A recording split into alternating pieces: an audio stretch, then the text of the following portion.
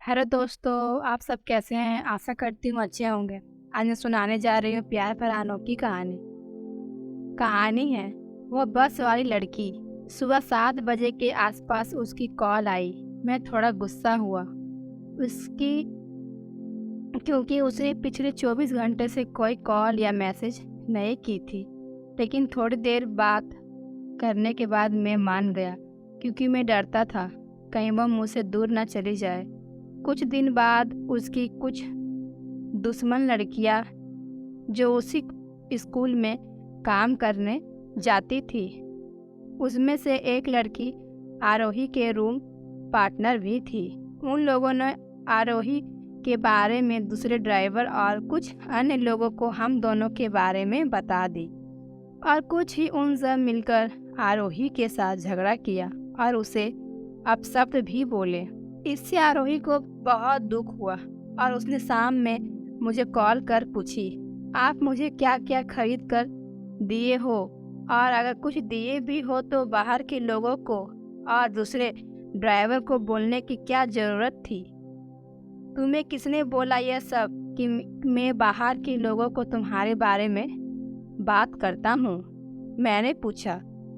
उसने दूसरे ड्राइवर के बारे में बताई। जब मैंने दूसरे ड्राइवर को कॉल करके यह सब पूछा तब उसने साफ मना कर दिया कि मैंने ऐसा किसी को कुछ बोला नहीं।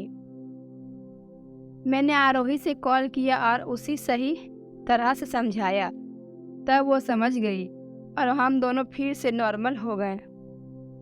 कुछ दिन बाद मैं उसके लिए एक गिफ्ट खरीद कर ले गया, मगर उसने लेने से इनकार कर दी और बोली, क्यों लेते हो आप ये सब? बस दिल किया खरीद लिया तुम्हारे लिए, मैंने कहा। उसके बाद उसने वो गिफ्ट ले ली और खुश होकर वापस रूम में चली गई।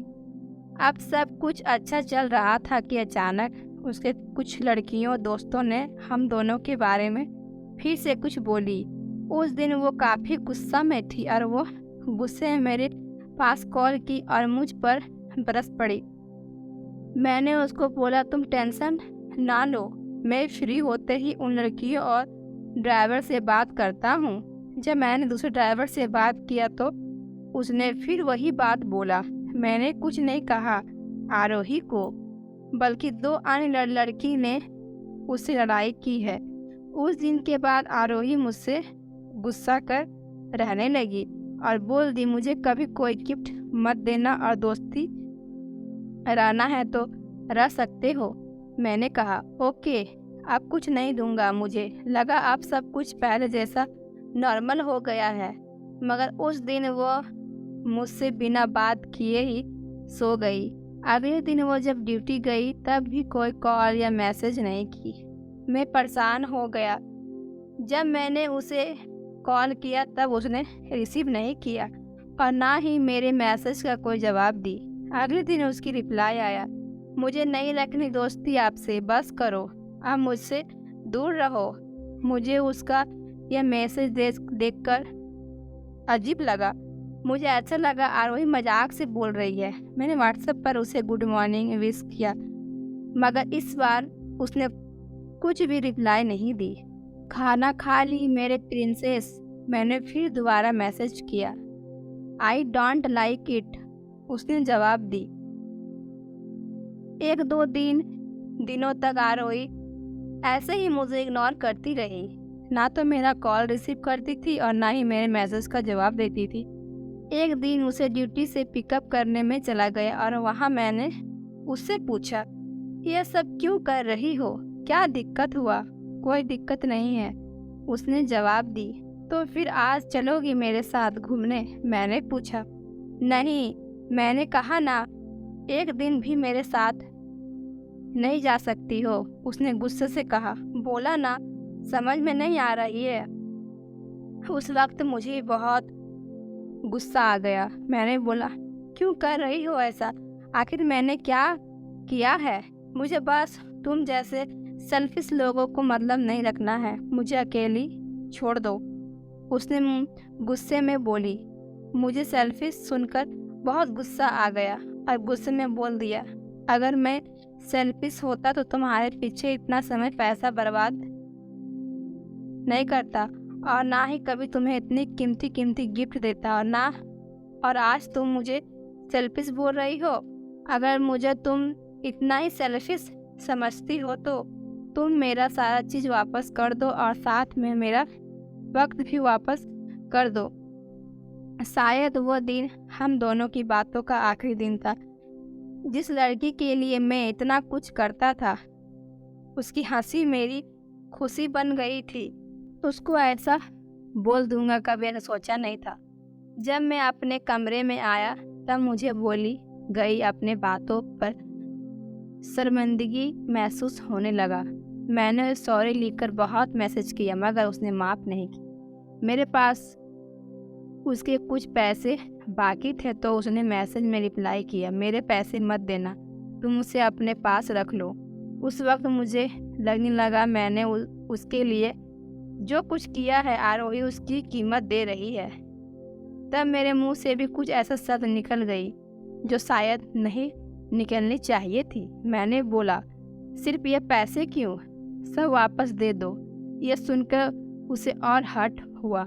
तब जाकर उसने बोली, मैं 3-4 दिनों में तुमसे इसीलिए सही से बात नहीं कर पा रही थी क्योंकि अगले महीने मेरे बीएफ का शादी होने वाला है और मैं इसके कारण ही बहुत परेशान रह रही थी। मगर पता नहीं तुम्हें मेरे बारे में क्या सोच रहे हो और इतना झगड़ा कर रहे हो तुम।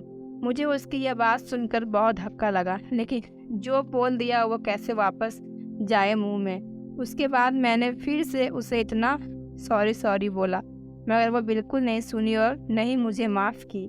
मैंने अपने हाथों को चाकू से काटकर खून से सॉरी लिखकर उसे भेजा मगर फिर भी उसने माफ़ नहीं की। सिर्फ बोली, प्लीज़ ऐसा ना करो, अपना ख्याल रखो। मैंने उसके बाद भी कई मैसेज किया, एक बार माफ़ कर दो। ओके, माफ़ कर देती हूँ, बट आज के बाद हम दोनों में कोई रिश्ता नहीं होगा। आरोही का मैसेज आया। मैं क्या बोलता, उस टाइम में सिर्फ चुपचाप रह गया।